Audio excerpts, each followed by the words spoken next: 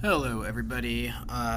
We are going to cover vector valued functions. We're really just starting off with looking at vectors and adding a little bit of calculus to it so we can really focus on this three space that we've been dealing with. So a vector valued function is not just a vector that has just all numbers and scalar values, but it's going to be a function where it's going to be curved, and you can see a two space example right down here. We have some vector valued function that's going to curve along the way, and then you have a three space one right here as well.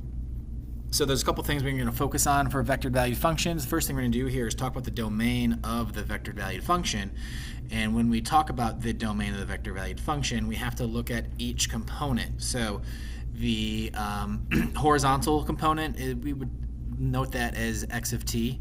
The vertical component would be y of t, and then the third space component would be z of t. So we got to look at the domain of each of those, the x, the y, and the z, and then we're going to overlap all of them.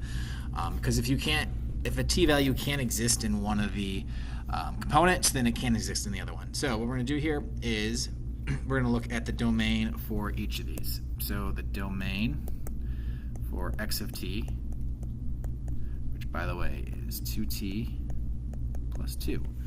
The domain of 2t plus 2 is all real numbers. And then for y of t, that's going to be root t. The domain for that is that t has to be bigger than or equal to 0. And then for z of t, which is ln of t plus 3. Well, ln has to be, argument inside the ln has to be larger than 0, so t plus 3 must be larger than 0, so t has to be larger than negative 3. If I were to make a number line,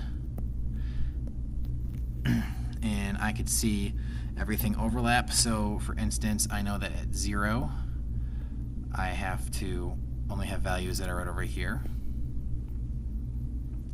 And then at negative 3, I have to have values, ooh, that looks ugly.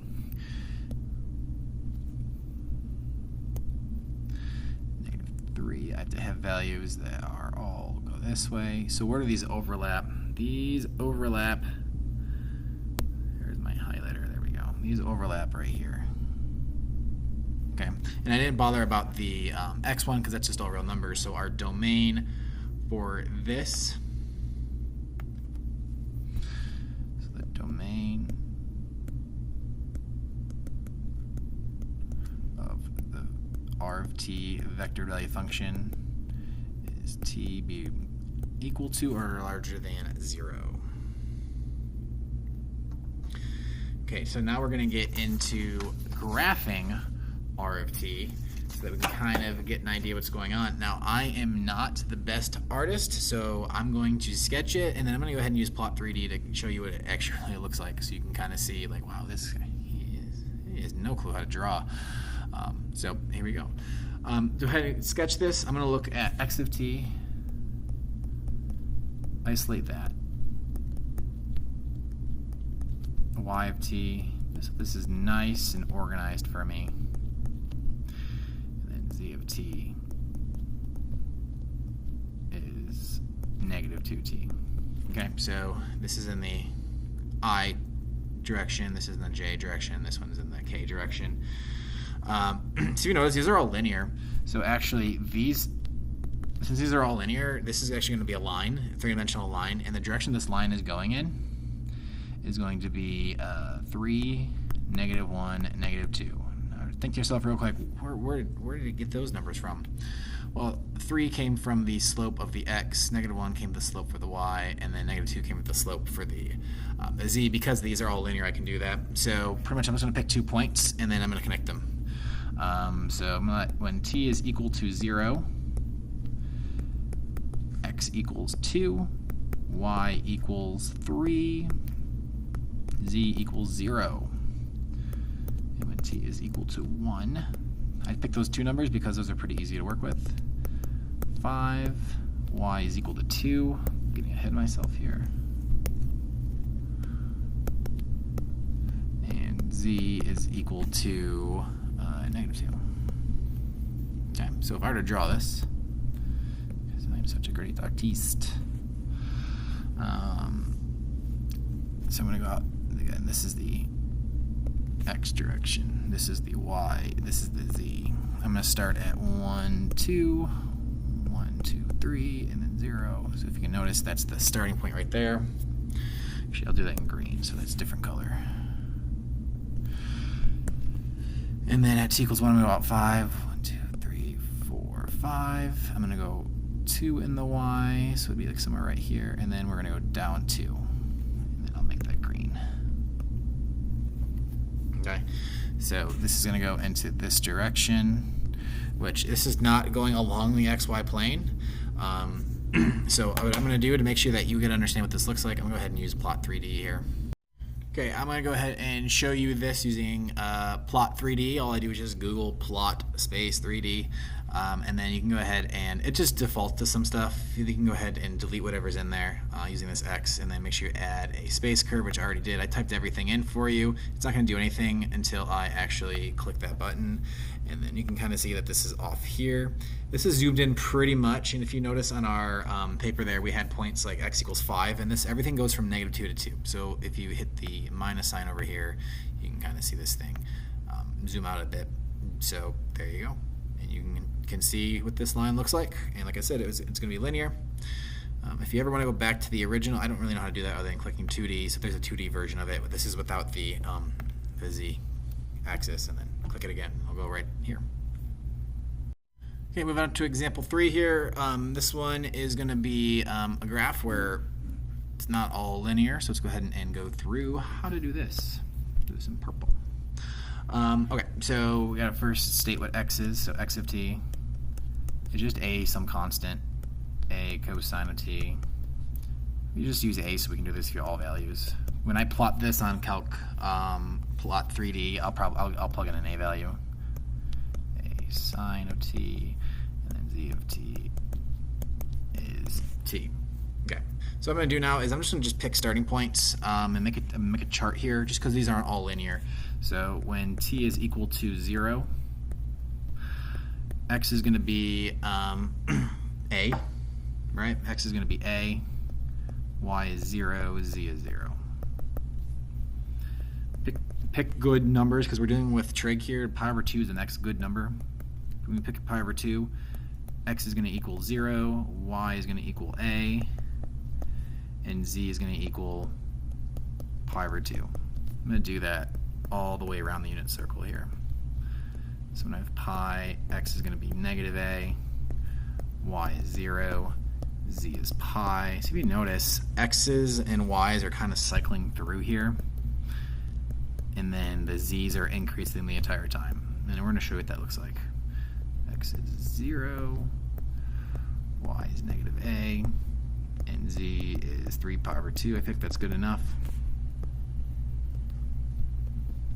Ooh, again, sorry, bad drawer. So I'm going to go out a, 0, 0 right there. And then I'm going to go up just a bit off that axis, because right there, that would be the point 0, a, pi over 2. So I'm a little bit higher on the z-axis there. And then if I'm going -a, would be back here. -a, 0. And this is going to be pi. And then this is going to be a little up here. I'm just copying my coordinate points. -a, 3 pi over 2. So it looks something like this. And it's going to be like a circle. If you notice, it's just going to keep spiraling over and over and over again. So I'm going to go ahead and go to plot 3D. All I did was just substitute in those a's for 2's, just so you can give it some shape, but there you go. So it's just going to be a helix. And if we look at this at 2D, it's just a circle. But the z, since it's t, it's going to be increasing as t goes through. And actually, I just noticed our problem has t starting at 0, so let's go ahead and do that. And there we go. The last part of our notes here is just getting ready for the calculus of it all. So before we do the derivatives and everything like that, if you remember from when you took Calc 1, or Calc AB, BC, whatever you took, we started with limits. So before we get to the derivatives, here's the limit stuff right here. If you take the limit of the vector value function, you're just taking the limit of each component separately. That's it. Okay, and continuity is the same thing that it was in Calc 1 and Calc 2, is that if the limit at a certain point exists and that's the same value of the exact value, or essentially saying there's no holes, nothing like that, then the function is going to be continuous. So is the vector value function below continuous at t equals 0? So all we're going to do here is just check out our limits at every component. So x of t is t, y of t is just a, and z of t is a squared minus t squared. So it helps to label that out. And so let's look at the limit as t approaches 0, because I'm looking at 0, of each component. And that's going to be x of t, which is going to equal 0, because I'm just substituting in a 0 in for t. Let's check out the limit as we approach y of t, which is just a, so there's no t to substitute into, so it's just going to equal a. And then the limit as t approaches 0 of a squared minus t squared is going to equal, we're out of space here, a squared. So what we can conclude from that is that the limit as t approaches 0 of r of t is going to be, how did I write this? Okay. Is going to be 0I plus aj plus a squared k. And what is r of 0? If you're just substituting a 0 into t here, you would get 0I plus aj plus a squared k. Ooh, that's a bad vector over the j. And there you go. So since r of 0 is equal to the limit of t approaches 0 of r of t, r of t is continuous at